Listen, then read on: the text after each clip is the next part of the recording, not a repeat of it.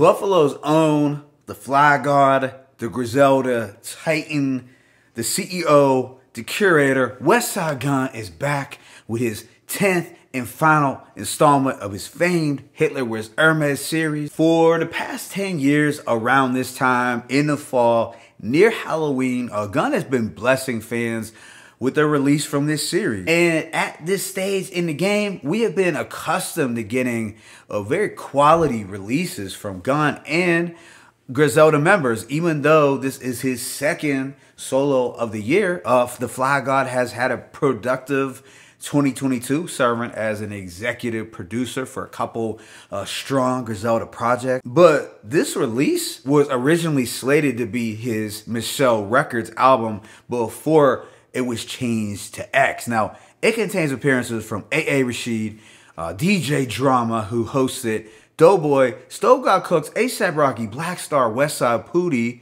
Rome Streets, Busta, Ray, Ghost, Estee Nat, Keisha Plum, Run the Jewels, Benny, Conway, Armani Caesar, Jay Worthy, and Flip. We have production from the likes of RZA, Fly God Jr., Conductor Williams, Denny LaFleur, Swizz Beatz, Mike Shabu, Pete Rock, and The Alchemist. Now it contains 12 songs lasting approximately 50 minutes. But with that being said, let me go ahead and just hit y'all with this track by track breakdown. This thing opens with bro A.A. Rashid doing his signature talking intro. He's setting the scene with a really articulate but hard to follow speech. His vocabulary is on point for sure though. This is set to a phenomenal RZA beat. That's as 90s RZA sounding as anything we've heard in a while. I actually hoped that this instrumental would be for a song, but we'll have to take it as an intro. I mean, this is the style of RZA production that fans have been wanting from him for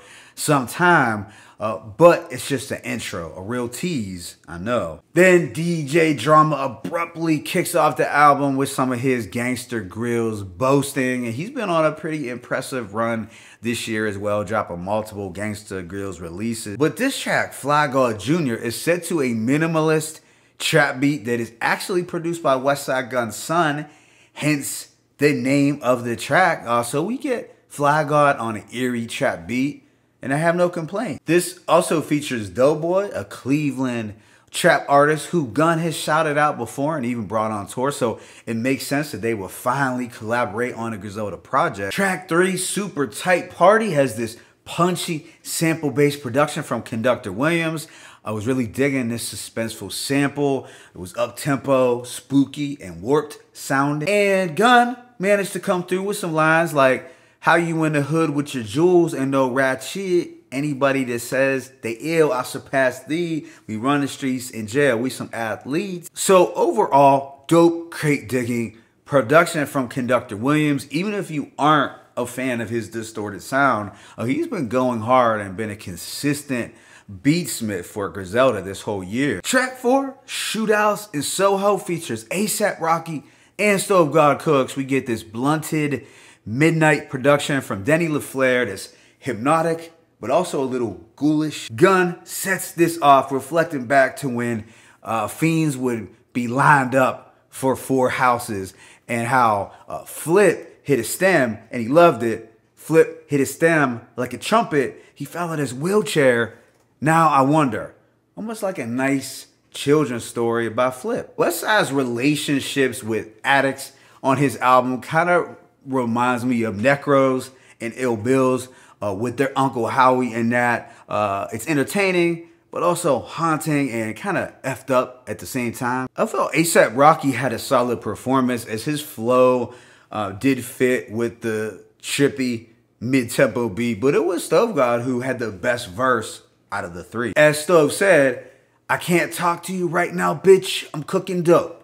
I mean, yeah, you gotta prioritize. You gotta put the bag before the girl. I also like this bars. "My bitch is like, is it Ablo or a blow? I don't know. I know coke. I know Balenciaga coats. I know lighter flames under bent spoons. Crack smoke. Backstroking through the bloody money and crack smoke." Then Peppas with Black Star has a really soothing soul beat, courtesy of Conductor Williams. I wonder if this track is named after the fire Jamaican restaurant Peppas in Brooklyn. It likely is, since this track contains 2 of Brooklyn's finest. So Yasin Bey does come through with his stream of conscious style bars that he's been using as of late.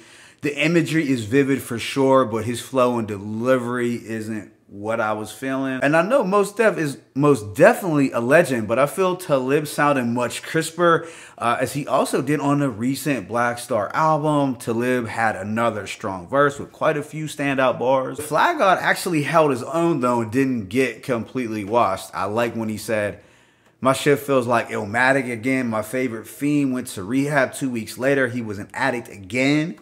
And so much coke, he had to get baking soda from Costco's. My shooter sniffing coke like John Bones." The subsequent song, Nego Louie, features Westside Pootie and has this drumless, wavy groove from Denny LaFleur. And on here, Westside Pootie, who is now in the 4th grade, is talking her talk, reminding everyone just how broke they really are.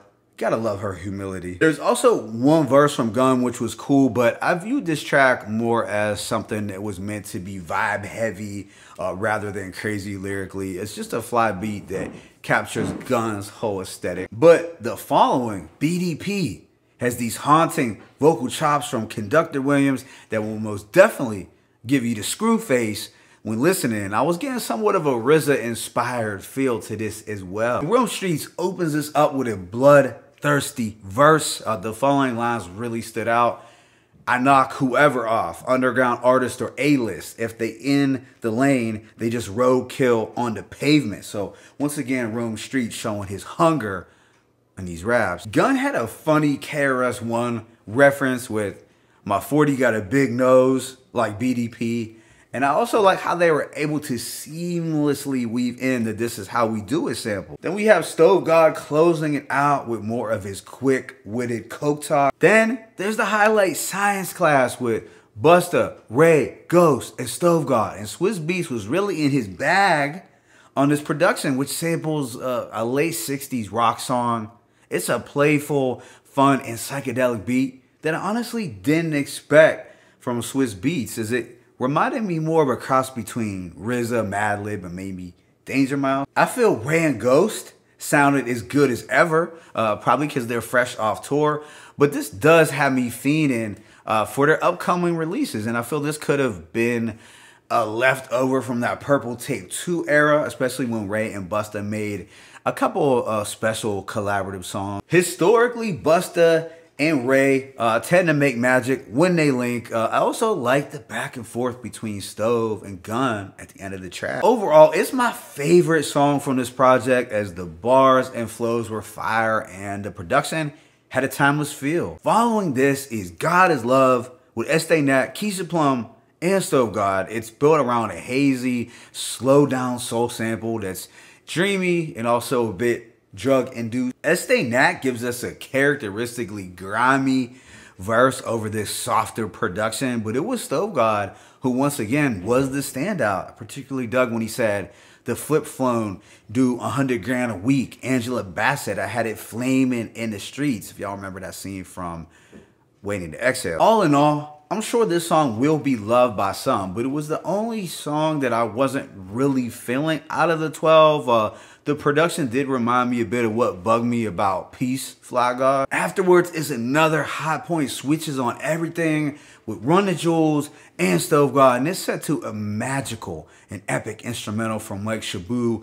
That LP's verse was solid, but it was Killer Mike's who had the more enjoyable verse for me. Although Stove was the clear MVP on this track. It was on here where he gave us his best performance, from the bars to his delivery. Sure, most of it was blasphemous, but some of these lines really jumped out. Like, "The Last Supper is me at the table with 12 water whippers, Stove Jesus in the sky, cooking yayo in the Big Dipper." His coke talk just gets more outlandish each album. Then, probably my favorite from him on the whole thing was "Last shit I cooked would have got like 5 Pyrexes in the source."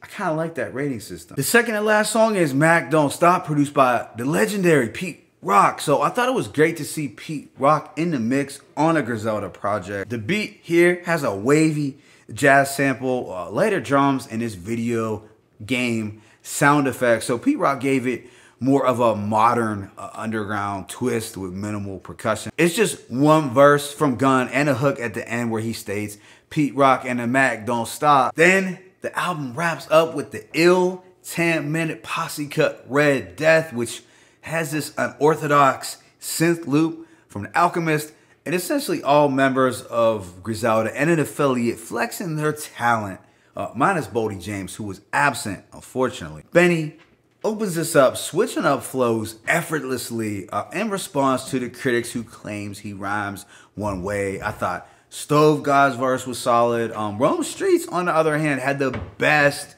verse, in my opinion, speeding the Benz now before it was the mega bus with the bundles. All the droopy-eyed junkies come through with their money crumpled, make him get it straight. The fiend arm got more tracks than Hitler ate. He tried to find a vein. He tied his bicep with the sneaker lace. They shot him in his foot like Harlem Nights. Now he in outer space.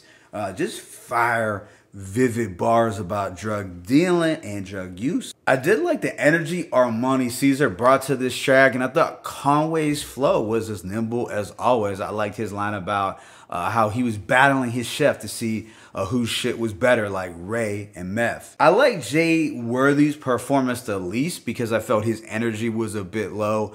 Still, I thought everyone did come correct. Let me know in the comment section who you feel had the dopest verses. Now, I have heard people rave about this track already, but I'm not going to be a prisoner of the moment. However, as far as recent posse cuts go, it's definitely one of the stronger ones, no doubt. So overall, I give this project a rating of 4 mics. Once again, Westside Gunn was able to assemble another dope project that is likely to sneak into my top albums of the year list. I would say at the moment, it's almost good as Hitler Wears Hermes 8 Sabi.